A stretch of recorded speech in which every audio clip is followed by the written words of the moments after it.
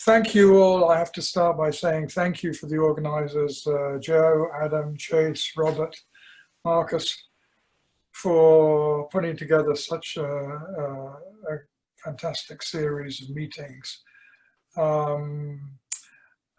Congratulations on that, and thank you for doing me the honor of allowing me to kick things off. All right, so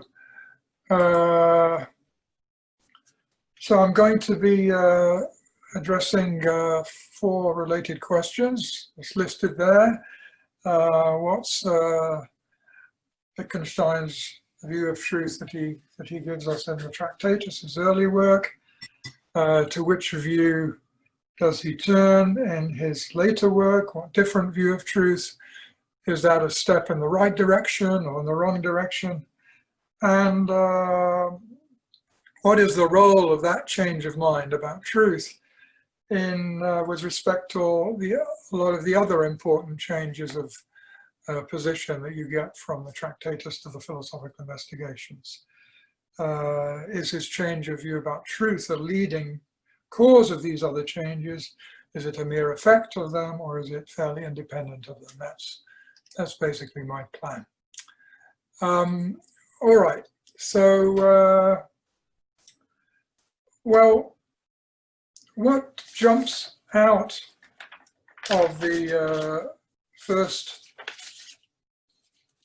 few pages, what seems to jump out of the first few pages of the Tractatus, is something like a correspondence theory of truth. But I say something like because a couple of important qualifications I think must be made. And in order to explain what those qualifications are and why they need to be made, a few preliminaries are needed. Okay, well, firstly, there's a distinction between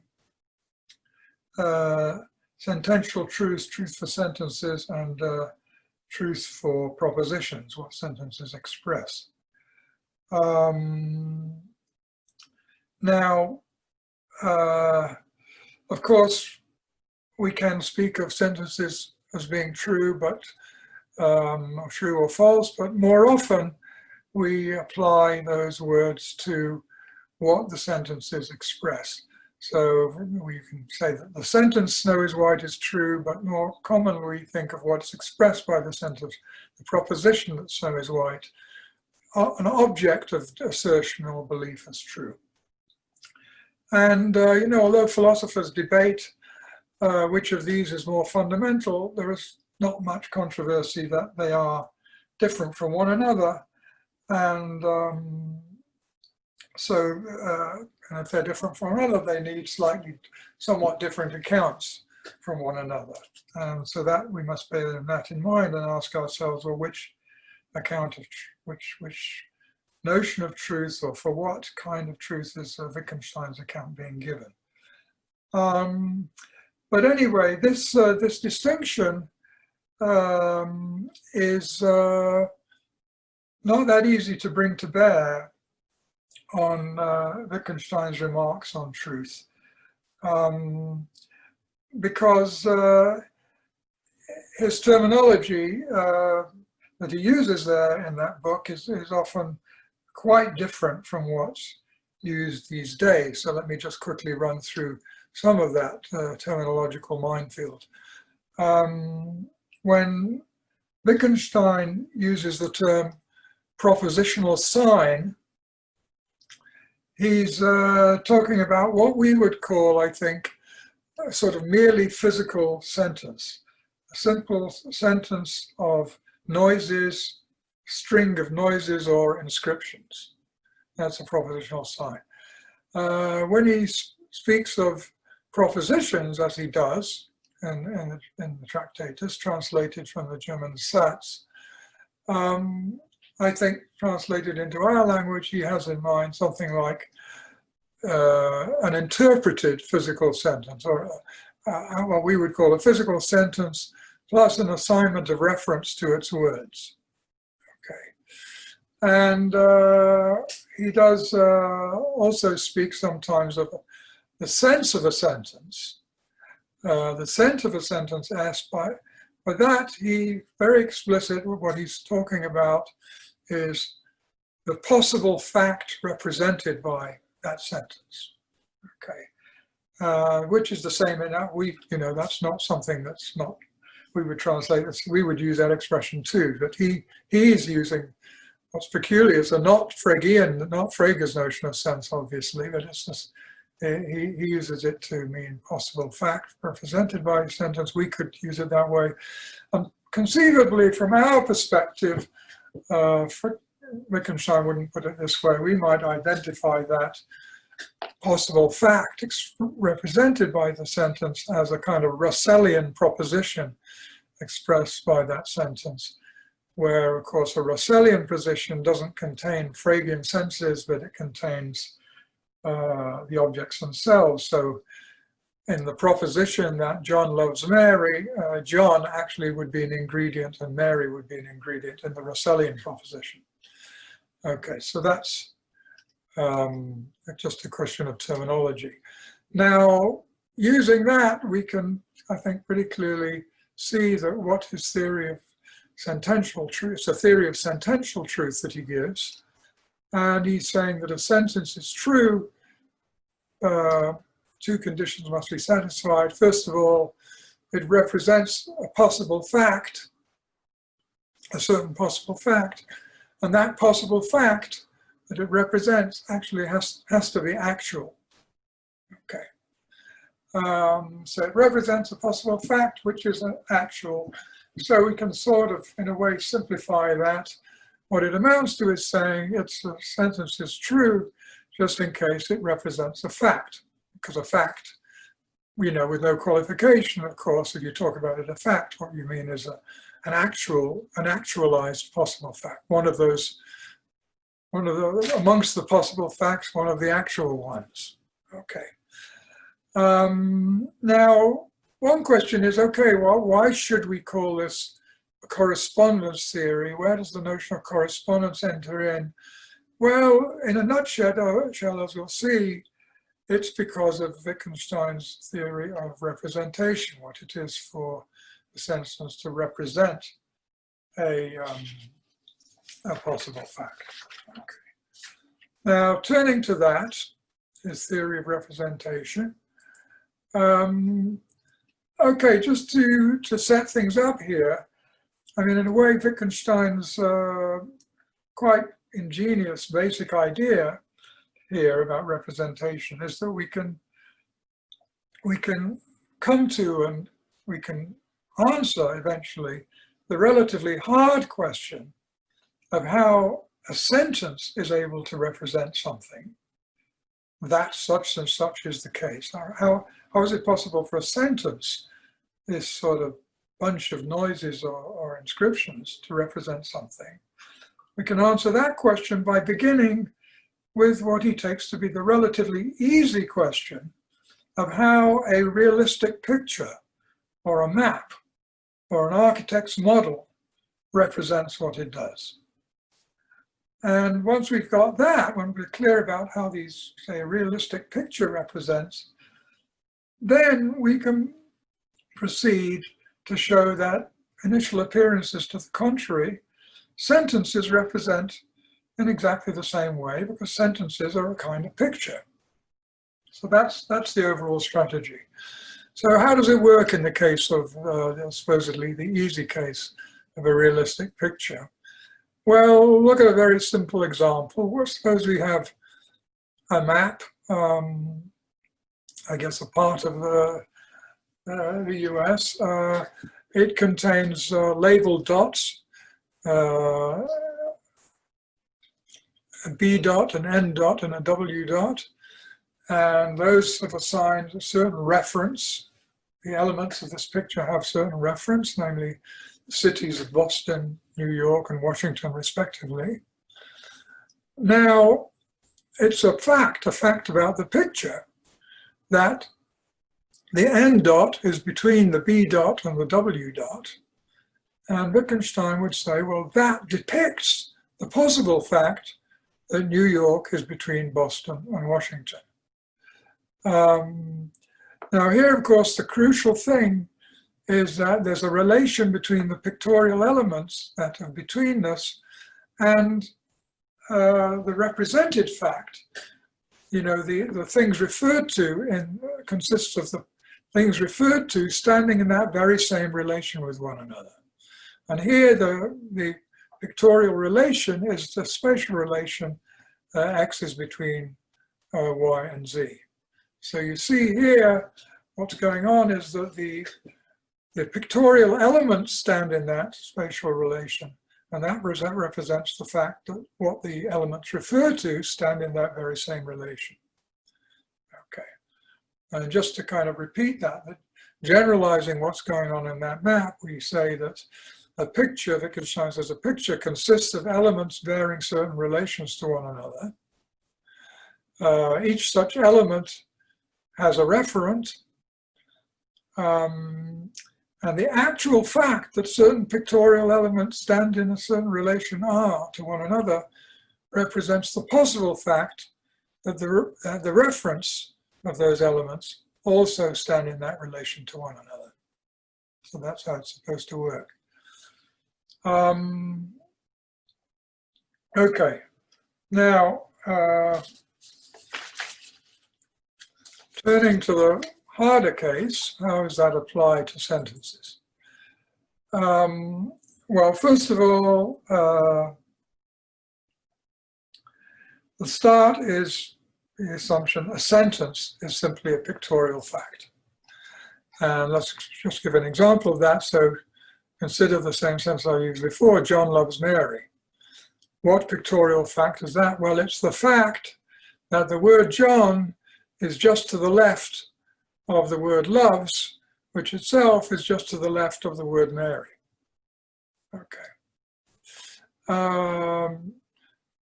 So that fact, according to Wittgenstein, has three elements: the words John and Mary, and the relation that they bear to one another.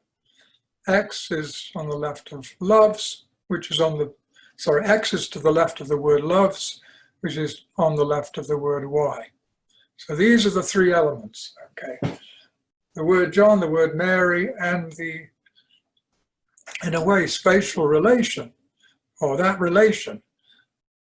One being to the left of the word loves, which is itself on the left of the word, the other word, Mary. That's the third ingredient. Now the actual relation between them, see, these are the elements of the picture. The relation between those elements is simply a much more abstract thing than in the map of Boston, New York, and so on. It's a logical relation, X, R, Y. I mean, that's the relation that these three elements on the previous, just mentioned, do stand in, okay? The word John, the word Mary, and the relation X is on the left of loves, which is on the left of Y. They stand in that relation X, R, Y, abstractly.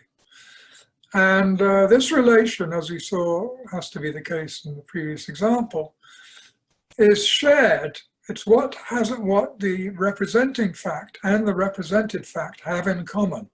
There's always something in common between the representing fact and the represented possible fact. That is the pictorial relation. In the case of sentences, it's going to be a logical relation. So the reference of the three elements are, well, referent to the word John is John himself, obviously. The referent to the word Mary is Mary herself, obviously. The third thing is slightly less obvious, but what Wittgenstein will say to make it all work out is the referent of the relation X is on the left of the word loves, which is on the left of the word Y. That relation refers to the relation X loves Y, the loving relation.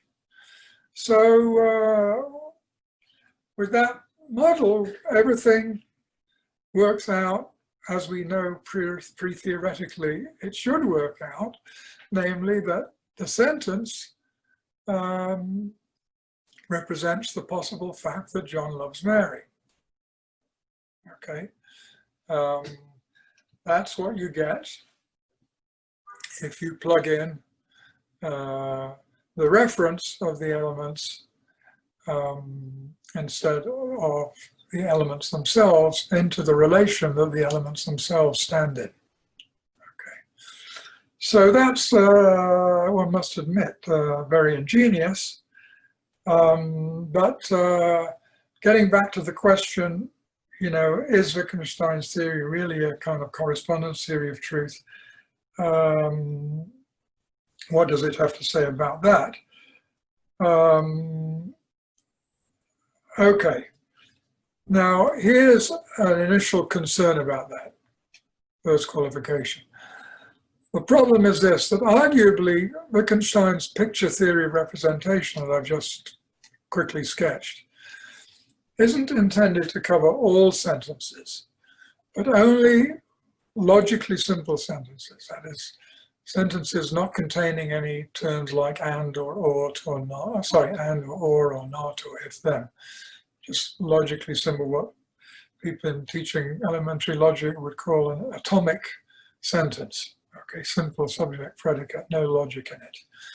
And Wittgenstein's reason for a reason thinking Wittgenstein thinks that, why he'd be motivated to say that, is that he says at some point, rather remarkably, my fundamental thought, see, I guess he's in a way talking about the whole book, my fundamental thought is that the logical constants don't represent. So he's saying his fundamental thought is words like and or don't represent. And if they don't represent, then you're going to have a problem if you take a sentence like it's raining or it's snowing. Seeing how to assimilate that to the model I've just gone through, how to make that work out. If the word or cannot be thought of part of the reference, of one of the reference, surely the word or can't be part of the pictorial relation, because then it would have to be part of the fact represented. The word or isn't part of the fact represented. Okay, so that's why he's got to really say that. But anyway, if the theory only applies to logically simple sentences, that means his correspondence account of truth would have to be restricted to such sentences, because the theory of representation, which is indeed correspondence-like, would only apply to such simple sentences. And the theory of truth would have to be extended to logically complex sentences by adding further principles. But, you know, in a way, the confirmation of the qualification is that Wittgenstein does provide further principles in the Tractatus. They are his truth tables. I think Wittgenstein invented truth tables, which specify how the truth values of more complex sentences, negations, disjunctions, and so on, are determined by the already explained truth values of the simple sentences from which the complex ones are being constructed. So we do then, in the end, get a kind of two-stage theory of sentential truth. The first stage, which concerns logically simple sentences, maybe does involve correspondence. There, the sentences all represent and thereby correspond to facts, actual facts. And then the second stage, of course, we just have where we bring the truth tables into the picture, and there's no longer any correspondence there. Okay. Now, all right, now let me turn to the second thing that we might have to be a qualification. What is Wittgenstein's account for truth of propositions in our sense of the word proposition? For the thing that we would normally think, you know, the fundamental notion of truth is. It's truth for what a person believes, what they say, rather than just the sentences they may use to express their beliefs. Well, what is Wittgenstein's view about that? So I can think, you know, there are two arguments. I can't decide myself which is the best one. One possible answer to that question is that he doesn't have any such account, because he doesn't, recognize those kinds of things that we call propositions. All he has in the vicinity are possible facts, and surely possible facts aren't the kinds of things that can be true or false. So he just doesn't, just doesn't have an account because he doesn't, have any use for that particular kind of entity. So that's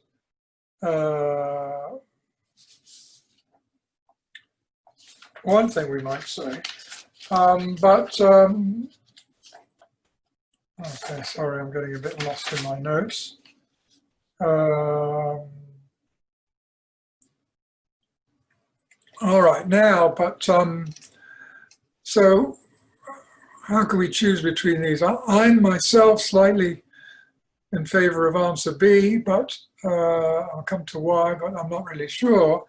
The reason I am in favor of that is that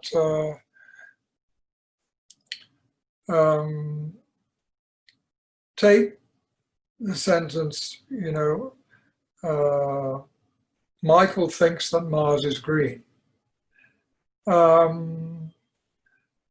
It's hard to think that that could somehow be ambiguous, relating Michael, either to the possible fact that Mars is green or to the proposition that Mars is green. Just seems implausible. So that's a reason for maybe thinking that answer B is correct. But basically, insofar as he has some account of what it is for a possible fact to the actual, then we could say that what that amounts to is saying that the corresponding Russellian proposition is true. So that's in favor of that. But on the other hand, isn't it a bit awkward to think that the very things that could be called appropriately true or false could be also called actual or non-actual? That seems a bit hard to stomach. But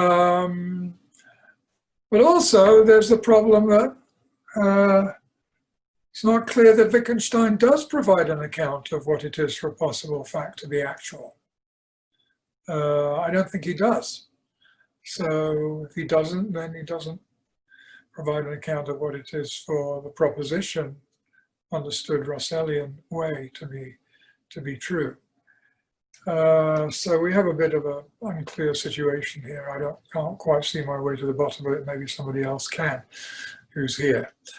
All right, now returning to the question of sentential truth, we do have the Wickensteins view that the sentence being true, okay, it depends on what's represented, but which possible fact is represented or expressed, if you put it in terms of proposition, sorry. But it also depends on, actually I'd have a typo here. That represented thing, whether it's a possible fact or a proposition, has to have a certain special intrinsic quality, actuality, or being true, or being factual, a fact, or obtaining, or agreeing with reality. And that special extra quality that the represented thing or expressed thing by the sentence has to have for the sentence to come out true doesn't seem to have anything to do with correspondence. At least Wittgenstein doesn't theorize it in terms of correspondence. So a very fundamental ingredient then in his account of truth has got absolutely nothing to do with correspondence. You might say he gives us a correspondence theory of representation, but not really a correspondence theory of truth. Now, I can anticipate somebody thinking, I mean, I myself think to some degree that this criticism is somewhat unfair. After all, even in the currently standard formulation of the correspondence theory, you know, truth is correspondence to a fact. Even that, you know, obviously does require some story beyond the nature of correspondence, some story about what facts are. And so, okay, we still call it correspondence theory. And Wittgenstein's not doing any worse than that. So if that can be called correspondence theory, Wittgenstein's has the same right to be called it. But still, though, of course, that's the issue of what the theory should be called is a relatively trivial matter. And there does, though, remain the more serious problem that we haven't been given any account of that important ingredient, fact. You know, what are facts? And it seems puzzling in exactly the same way that truth is puzzling in the first place. So there remains that problem for Wittgenstein's correspondence theory too. Okay, now let me turn to Wittgenstein's later view, the view to which he pivots, quite different from what we've seen so far. The later view is what we call a deflationary view. As you all know, what that roughly means is that in this view, in deflationary views, suppose that the notion of truth has no traditional explicit definition in terms of correspondence or verification or consensus or eventual consensus, or anything else like that. So instead, the idea is that the concept of truth is somehow implicitly defined by the way that each statement specifies its own condition for being true.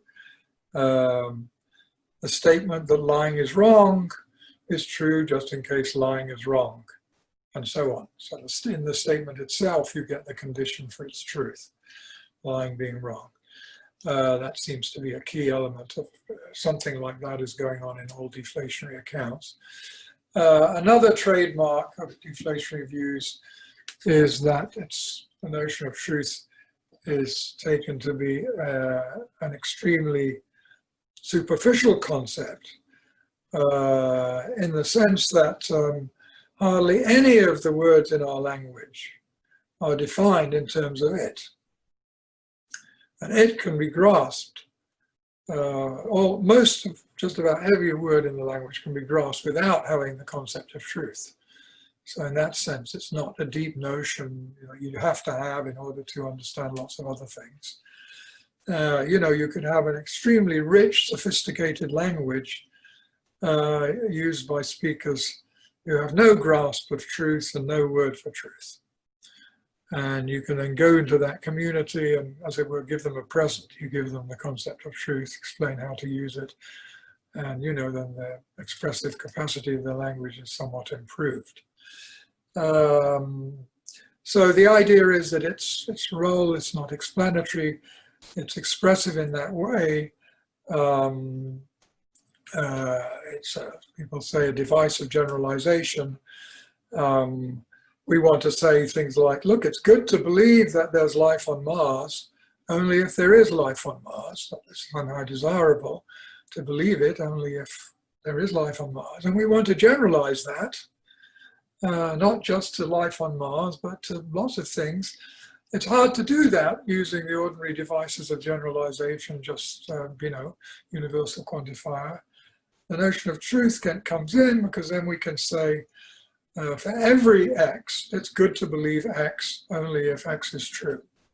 So that's the kind of role it's playing, according to deflationists. Now, what's the evidence for pinning deflationism on Wittgenstein? Well, there's a fair amount. It's not absolutely solid, but pretty solid, I think. So, paragraph 136, he says that. it's rather unclear what exactly is meant, but he says P is true equals P. What the equals exactly refers to is not so clear, whether the P, on the left in boldface is supposed to be the sentence P or the propositionate P is not very clear. But anyway, obviously it's supposed to be two very intimate relation between some statement like it's true that P and P itself. That's one thing. That's one piece of evidence. Secondly, Wittgenstein admits extremely strong to being extremely powerfully influenced by Frank Ramsey, who did argue, back in the 1920s when they were at Cambridge together, that there is no genuine problem of truth, it's just a little muddle, and gives some kind of deflationary account like this to say that the statement that blah, blah, blah is true is just to say blah, blah, blah. And he says, look, the real problem in this area isn't the notion of truth, it's the notion of assertion, the notion of belief, the notion of maybe a proposition, and so on. All right, third piece of evidence that in accord with deflationism, really, it's given no role in the Tractatus. He doesn't do anything with it. And as far as he uses it, it's just used in the deflationist way. Doesn't do any real work. Fourthly, the Tractatus had a reference-based conception of word meaning. The meaning of a word was its reference. Reference is a primitive notion.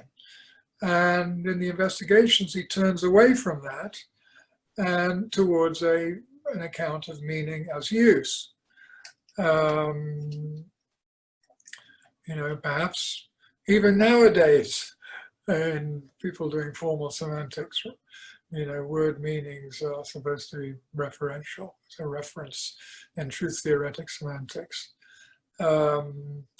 But Wittgenstein moves towards a view of meaning as use, and this then puts him in a position, as he does, to give deflationary accounts of reference. The predicate F is true of X, just in case, the predicate red is true of something, just in case the thing is red. The predicate wrong is true of something, just in case the thing is wrong. Similarly for deflationary schemata for, say, names. Aristotle refers to something just in case Aristotle is that thing. So the first one has quotes. Aristotle in quotes refers to something just in case, without quotes, Aristotle is that thing. So these views of reference for, or being true of for predicates and reference for names and definite descriptions clearly go hand in hand with deflationism about truth. So that's the evidence. All right, now what kind of a deflationist was he? Of course, these days we've got lots of choice here. These are the main options. Sorry, by the way, how am I doing time-wise? I haven't been keeping track. Let's see, you've got about 12-ish minutes right now left. Okay, let me go on. If you need a little bit more, we can take a little bit of Q&A. Okay, so. Okay. So these are the familiar views, redundancy theory saying that the proposition that snow is white is true is the same as the proposition that snow is white, so on. This quotation where, there's supposed to be a very close conceptual relationship between attributing true to a sentence and the original sentence, not necessarily having the identical meaning, but something pretty close. Tarski's idea that we can explain the truth of the sentences in a language by derive, in a way, the truth conditions of the sentences of a language from assignments of reference to the words in that language and the logical structures of the sentences made from those words. The pro-sentential view, which is basically the idea that to say that's true is just a way of repeating some other sentence that's salient, maybe something that somebody just said. You say that's true, well, you're in a way, kind of that way of, you know, saving yourself the trouble of just repeating the sentence. And so it's like a, you know, a pronoun where you say she instead of repeating the name or the description of that somebody has just used for something, some person. Then there's a sentence variable view, which is a kind of an explicit definition. To say that something is true is to say that well, you were here now quantifying into sentence positions. To say that it's true is to say there is a P, where in a way it's kind of like a sentence, such that X is the proposition that P and P. So to say that it's true that snow is white, there is a P such that X is the proposition that snow is white and snow is white. Okay, then there's minimalism, which just says that truth, the notion of truth is captured by our inclination to accept all instances of this schema. Proposition that P is true if and only if P. Which would Wittgenstein have liked? Well, you know, we don't really have the evidence to decide. My guess is that his aversion to philosophical theories would push him away from those versions of deflationism that come with a substantial amount of theoretical baggage and disrespect for how we actually use the word true. So, quickly running down, redundancy theory, he wouldn't like that, a very artificial and plausible conception of propositional identity. How could proposition, you know, that the proposition that snow is white is true be the same as the proposition that snow is white when one of them talks about propositions, refers to propositions and attributes truth to them, and the other one doesn't refer to propositions and doesn't contain any notion of truth, so it's a bit implausible that they could be exactly the same. He wouldn't have liked disquotationalism because he'd think it was based on the misguided naturalistic presupposition that propositions are too weird to exist. And, you know, you've got to have sentences. It's like Quine's idea that propositions are creatures of darkness, just best do without them and just stay to this naturalistically, you know, perfectly respectable sentences. But then you get, you know, the view that truth applies to sentences, and which does go against ordinary language. Not that it can't sometimes be applied to sentences, but seems much more often to be applied to what people believe and, you know, in other words, what we call propositions. Tarski, same problem being focused on sentences, even worse because it sort of involves the assumption of the Tractatus that Wittgenstein came to think was completely wrong, which is that every meaningful sentence is either an elementary sentence containing, you know, with no logical terms containing primitives, or can be, or is conceptually equivalent to the result of logical operations on these elementary sentences.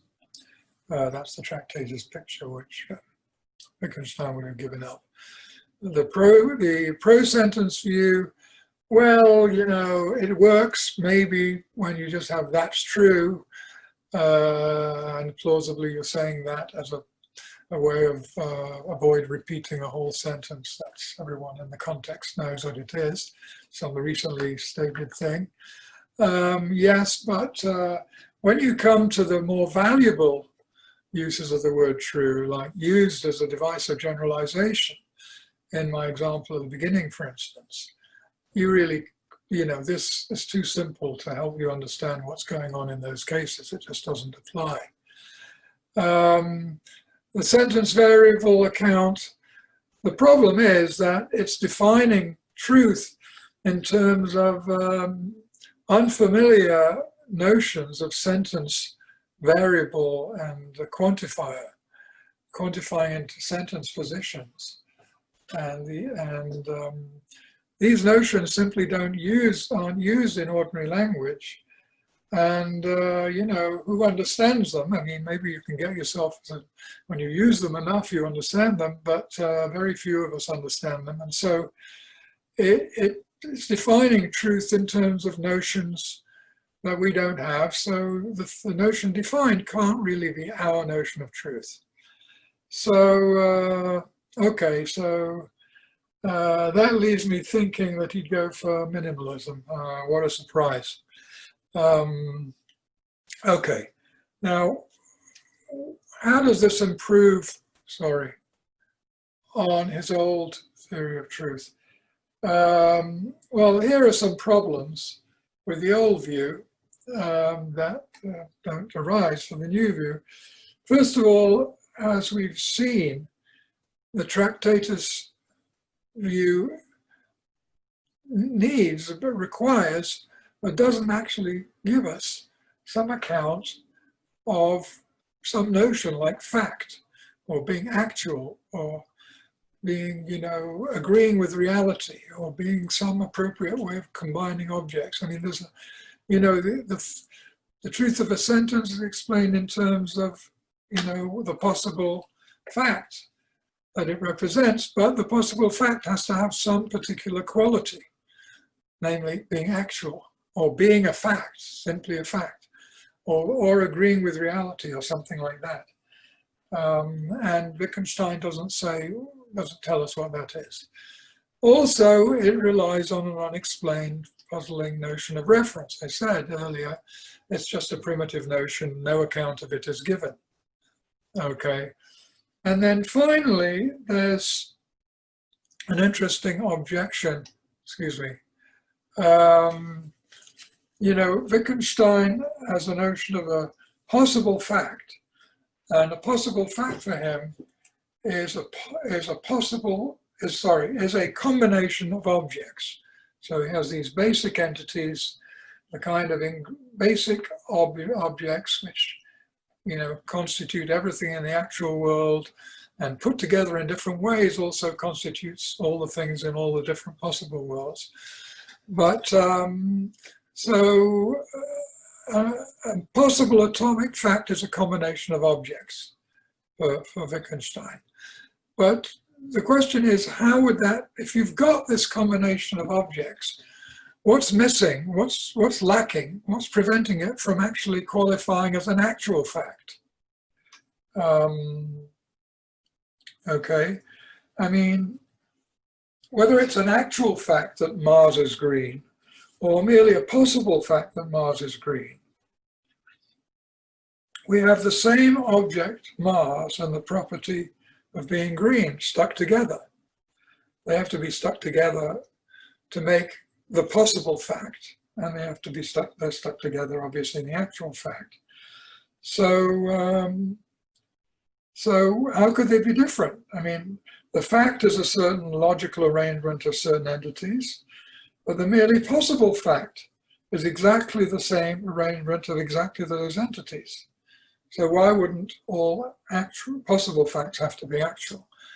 And the interesting thing is that Wittgenstein doesn't seem to recognize this, is that Russell, back in 1912, had given exactly the same objection to the existence of propositions. Russell argued in exactly the same way that we couldn't regard beliefs as relations to propositions because there could be no such things as false propositions, because once you had a proposition which combined certain propositional elements, like, I don't know, John, Mary, loving, you have that proposition, and you have those elements in the proposition that John loves Mary. But once you've got those things stuck together, you've got the fact itself. So that was Russell's argument. And Wittgenstein even must have been aware of it, because after he gave that argument, Russell designed a new theory of beliefs that didn't involve propositions. And Wittgenstein, made withering criticisms of that new theory of belief. So he must have understood that the theory of belief was designed to respond to this earlier argument. And it's surprising he didn't see that that argument applies not merely to what Russell regarded as propositions, but to what he took to be possible facts. Okay, now, deflationism to the rescue. Well, suppose we give up the idea that there's any intrinsic quality of a possible fact that makes it actual. So nothing you look more carefully through the microscope at a possible fact, you're not going to find something in it that shows it's not merely possible but actual. Instead, along the lines of deflationism, we explain actuality with the schema, the possible fact that P is actual if and only if P. So it's an extrinsic property. Okay, and then similarly we have this, one could have made the same response to Russell's argument against propositions, that there couldn't be false propositions. Because he was assuming, well, look, we have intrinsically the same thing. The false proposition and, the fact. We shouldn't have been looking for an intrinsic difference. We should explain what it is for a fact to exist, for it to be a proposition which is true. So whether you have truth or falsity, you have intrinsically the same proposition. There's nothing by staring at the proposition you can see which will show it to be true or false. Rather, it's some further thing. It's true if and only if P. It's false if and only if not P. Okay. So that's the way out. And then as for the problem of Wittgenstein's primitive notion of reference, well, let's give a deflationary account of it as indicated before. Now, hang on. Okay, now, but it is important to see that it's not like Wittgenstein made a mistake at the beginning and, he could have salvaged, the theory of the Tractatus, rescued it for lots of objectionable features by having been a deflationist. The thing is, the whole book would have had to have been different, because if you'd had deflationism in general about truth in that book, then it would have called for deflationism about reference, which would have required a use conception of meaning. And that's the later insight, and only in the investigations or when the intervening period did he come to that view of a use conception of meaning. And that then in turn enabled him to recognize lots of the other things that he came to call grievous errors in his early work. In the preface of the investigation, he speaks of the many grievous, serious errors in his early work, and the first part of the investigations is going through, step by step in a systematic way, all those mistakes. As an aside, that's why I myself don't go along to this so-called new Wittgenstein interpretation of the Tractatus of people like Diamond and Conant, according to which Wittgenstein, when he seems to be making theoretical claims on the Tractatus, didn't mean to be doing that, but was just setting himself up for a kind of reductio ad absurdum. He meant those things, otherwise he wouldn't have later called them grievous errors. All right, so what are the things that Wittgenstein failed to see in the Tractatus? Well, that the fundamental purpose of language is instrumental, it's pragmatic, it's prudential, it's to enable us to get around in the world. Secondly, he didn't recognize that there's no limit you can put on the differences, the variability of the different uses and functions that different words in a language can have. You can't draw some kind of a line around that. And similarly, in the same token, there's a limitless variation of the basic rules of use that words have in a language in order to have the meanings they have. Secondly, he didn't appreciate not only the pervasiveness, inevitability, but even utility of vagueness and other forms of indeterminacy. The Tractatus, everything was supposed to be absolutely determinate. Then there's, of course, he thought there was a small set of primitive words in terms of which all others can be defined. That was thrown out of the window. Another thing, very important thing, is that he didn't see that actually logic is, in a way, philosophically irrelevant. He took the logic of, Frege and Russell, which he adopted, to give us, the basic structure, semantic structure of any language and thought. And it just, came to see, no, this just was completely artificial. There's no evidence for it. It was just assumed without any reason for assuming it, so it becomes kind of empty. You can't draw a line around in advance around everything a language can be used to say. His announcement in the preface of that book of what it was supposed to do, the Tractatus, was precisely to draw a line around what can be said and what can't be said. And then in his early book, he thought, one thing he had in common with the early book and the later book is the view that philosophical problems are based on confusion, not on ignorance, and should be dissolved and not answered straightforwardly. Well, but there he thought the source of philosophical confusion was the enormous conceptual distance between ordinary language expressions and their fundamental conceptual analyses. So philosophy should be conceptual analysis. And then you might come to see that something you took to have meaning, when you analyze it deeply enough, doesn't have a meaning, or doesn't have the meaning you thought it had. And those kinds of mistakes were the source of philosophical confusion. He abandons that in favor of a much less theoretical view that the problems arise from confusion, but they just come from overgeneralization, quite often overstretching certain analogies. And then the main thing was clearly a contradiction between his overall conclusion that there can't be theories in philosophy.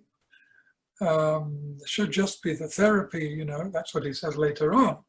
But he never, in his earlier book, he also said that philosophy can't be theoretical. But the fact is that he arrived at that result on the basis of many theoretical claims, including the things I've just listed. The particular primitives of language, assumptions about logic, all of these things are theoretical claims. So he had an anti-theoretical meta-philosophy based on philosophical theories. So it's not really coherent. That's it. So bottom line, what I'm saying is that once you bring deflationism into the picture, many major defects in the central Tractarian doctrines become evident.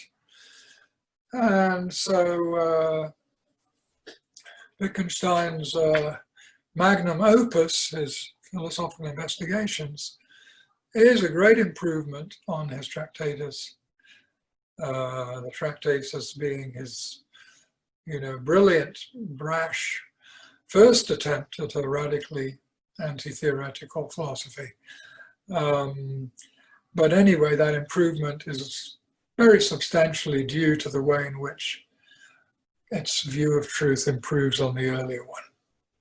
Thank you. Sorry for going over.